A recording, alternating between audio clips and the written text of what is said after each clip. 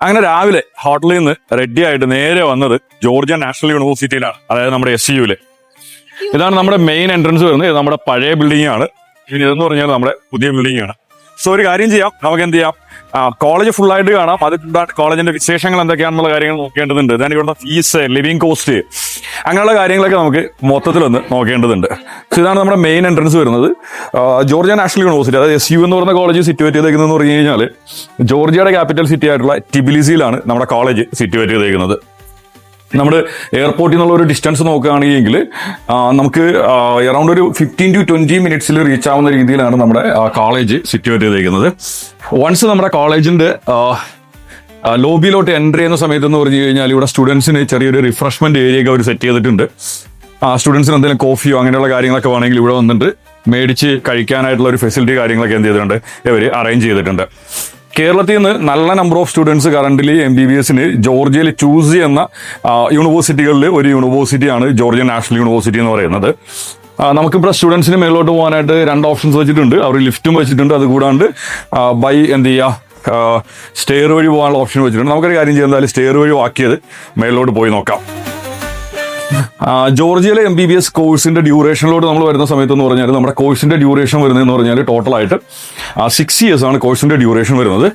ഈ ഒരു 6 years course എന്ന് പറഞ്ഞു കഴിഞ്ഞാൽ അവരുടെ ഇൻക്ലൂഡിങ് ഇന്റേൺഷിപ്പ് കൂടെ ചേർത്തിട്ടാണ്. സോ 6 വർഷം പഠിച്ചു കഴിഞ്ഞു കഴിഞ്ഞാൽ എന്തായി, അവരുടെ കോഴ്സും ഇന്റേൺഷിപ്പും അങ്ങനെയുള്ള കാര്യങ്ങളെല്ലാം തന്നെ എന്തായി, കംപ്ലീറ്റ് ആയി. പഴയ ബിൽഡിങ്ങിന്റെ ഫസ്റ്റ് ഫ്ലോറിലായിട്ടാണ് നമ്മുടെ അഡ്മിനിസ്ട്രേറ്റീവ് ബ്ലോക്ക് അങ്ങനെയുള്ള കാര്യങ്ങൾ വരുന്നത്.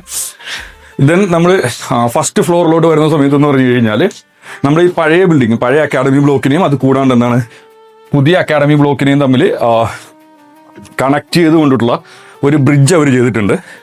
ബിക്കോസ് വേറെ ഒന്നല്ല, സ്റ്റുഡൻസിന് ചില ക്ലാസ്സുകൾ നടക്കുന്നതെന്ന് പറഞ്ഞു കഴിഞ്ഞാൽ പഴയ ബിൽഡിങ്ങിൽ വെച്ച് നടക്കുന്നുണ്ട്, പിന്നെ ചില ക്ലാസ്സുകൾ എന്ത് ചെയ്യുന്നുണ്ട്, പുതിയ ബിൽഡിങ്ങിൽ വെച്ച് നടക്കുന്നുണ്ട്. അപ്പോൾ ഇൻ ബിറ്റ്വീൻ സ്റ്റുഡൻസിന് വളരെ ഫാസ്റ്റായിട്ട് മൂവ് ചെയ്യാനും അവിടെ നിന്ന് ഇങ്ങോട്ട് ക്ലാസ്സിലോട്ട് വരാനൊക്കെ വേണ്ടിയാണ് എന്ത് ചെയ്തേക്കുന്നത്, ഈ ഒരു ബ്രിഡ്ജ് ചെയ്തേക്കുന്നത്. ഇതെന്തായാലും വളരെ നല്ലൊരു കാര്യമാണ് കേട്ടോ. കാര്യം സ്റ്റുഡൻസിന് അവിടെ നിന്ന് താഴെ ഇറങ്ങി അവിടെ നിന്ന് വീണ്ടും നെക്സ്റ്റ് ബിൽഡിങ്ങിലോട്ട് എൻ്റർ ചെയ്യേണ്ട ആവശ്യമൊന്നുമില്ല, അവിടെ നിന്ന് നേരെ ഇങ്ങോട്ട് വരാനായിട്ട് സാധിക്കും. ഇനി നമ്മൾ SUവിൻ്റെ ട്യൂഷൻ ഫീസിലോട്ട് വരുന്ന സമയത്ത് എന്ന് പറഞ്ഞു കഴിഞ്ഞാൽ ലാസ്റ്റ് ഇയർ SUവിൻ്റെ ട്യൂഷൻ ഫീസ് ഉണ്ടായിരുന്നെന്ന് പറഞ്ഞാൽ $5,500 ആയിരുന്നു. $5,500 ആയിരുന്നു ട്യൂഷൻ ഫീസ് ഉണ്ടായിരുന്നു. പക്ഷേ ഈ വർഷം അവരത് ഇൻക്രീസ് ചെയ്തിട്ട് 5,900 to ഒരു 6,000 റേഞ്ചിലോട്ട് മാറ്റുമെന്ന് പറയുന്നുണ്ട്. പക്ഷേ അത് ഇതുവരെ എന്ത് ചെയ്തിട്ടില്ല, കൺഫേം ആയിട്ടില്ല. പക്ഷേ എനിഹൗ ഈ വർഷം എന്തായാലും ഒരു ഫീസ് ഇൻക്രീസ് ചെയ്യുന്നുണ്ട്.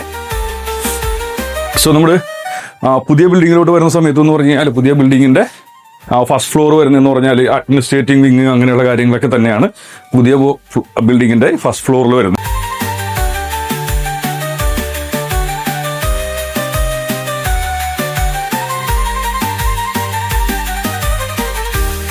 ഇതാണ് നമ്മുടെ SUവിൻ്റെ പുതിയ ബിൽഡിംഗ് വരുന്നത്. ഭയങ്കര ലക്ഷൂറിയസ് ആയിട്ടാണ് എന്ത് ചെയ്തേക്കുന്നത്, ഈ ഒരു ക്യാമ്പസ് ബിൽഡ് ചെയ്തേക്കുന്നത്. നിങ്ങളിത് കാണുമ്പോൾ തന്നെ നിങ്ങൾക്ക് മനസ്സിലാവില്ലേ, അത്രയേറെ ലക്ഷൂറിയസ് ആയിട്ടുള്ള ഒരു രീതിയിലാണ് എന്ത് ചെയ്തേക്കുന്നത് ഈ ഒരു ബിൽഡിങ് അവർ ചെയ്തേക്കുന്നത്. ഇത് കണ്ടു കഴിഞ്ഞാൽ എന്ത് ചെയ്യാൻ പറ്റുന്നത്, നിങ്ങൾക്ക് ഒരു കോളേജാണെന്ന് എന്തായാലും ഫീൽ ചെയ്യാനായിട്ട് പോകുന്നില്ല. ഭയങ്കര ലക്ഷറി ആയിട്ടുള്ള ഒരു ഫ്ലാറ്റ് ചെയ്തിരിക്കുന്ന പോലെയുണ്ട്. സെൻട്രൽ പോർഷൻ എന്ന് പറഞ്ഞാൽ വേക്കൻ്റ് ആക്കിയിട്ട് 4 സൈഡിലും ക്ലാസ് റൂംസും അഡ്മിനിസ്ട്രേറ്റീവ് ബ്ലോക്സും ദെൻ എന്താണ് അവരുടെ ലാബ്സ്, കമ്പ്യൂട്ടർ ഹോൾസ് അങ്ങനെയുള്ള എല്ലാ കാര്യങ്ങളാണ് എന്ത് ചെയ്തേക്കുന്നത് അവർ ചെയ്തേക്കുന്നത്.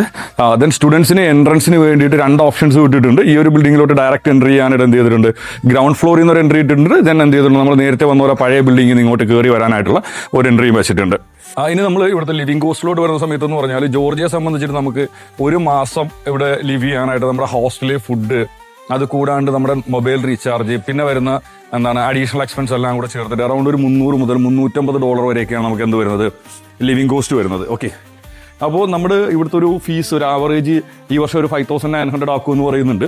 നമുക്കതൊരു $6,000 എന്ന രീതിയിൽ വെച്ചിട്ട് നോക്കുകയാണെങ്കിൽ 6 yearsൻ്റെ ഫീസ് വരുമ്പോൾ അറൗണ്ട് ഒരു $36,000 നമുക്ക് എന്ത് വരും, ട്യൂഷൻ ഫീസ് വരും. ദെൻ ലിവിംഗ് കോസ്റ്റിൽ വരുന്ന സമയത്ത് എന്ന് പറഞ്ഞാൽ എല്ലാ യൂണിവേഴ്സിറ്റികളുടെയും ലിവിംഗ് കോസ്റ്റ് സെയിം തന്നെയാണ്. ഇപ്പോൾ ഒരു യൂണിവേഴ്സിറ്റിക്ക് ലിവിംഗ് കോസ്റ്റ് കൂടുതൽ അല്ലെങ്കിൽ വേറൊരു യൂണിവേഴ്സിറ്റിക്ക് ലിവിംഗ് കോസ്റ്റ് കുറവ് അങ്ങനെ ഒരു കാര്യമൊന്നുമില്ല.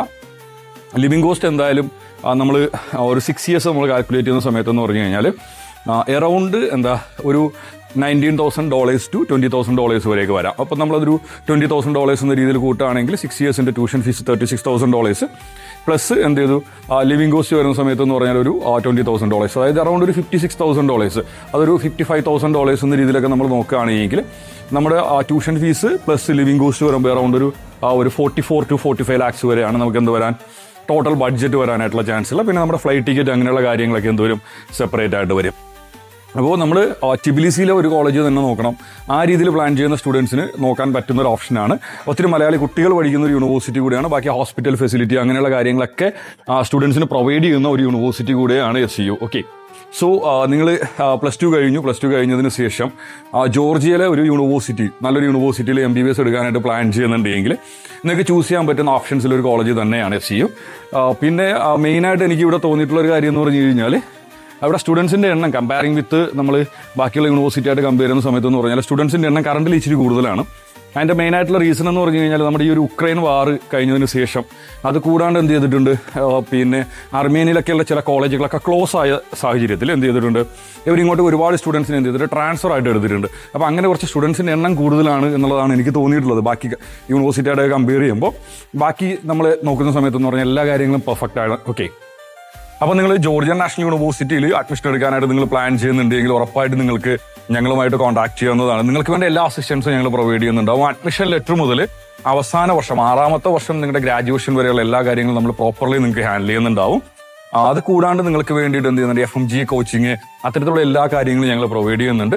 ദെൻ മെയിൻ ആയിട്ടുള്ള കാര്യം എന്ന് പറഞ്ഞു കഴിഞ്ഞാൽ ഞങ്ങൾക്ക് ടിബിലിസിയിൽ ഓഫീസ് ഉള്ളത് കൊണ്ട് തന്നെ 24/7 എന്ന രീതിയിൽ നിങ്ങൾക്ക് വേണ്ടിയിട്ടുള്ള എല്ലാ അസിസ്റ്റൻസും ഞങ്ങളുടെ സൈഡിൽ നിന്നുണ്ടാവും. അപ്പോൾ എന്ത് ചെയ്യുക, അഡ്മിഷന് വേണ്ടിയിട്ട് എന്തെങ്കിലും ക്വറീസ് ഉണ്ടെങ്കിൽ ഉറപ്പായിട്ടും കോൺടാക്ട് ചെയ്യുക.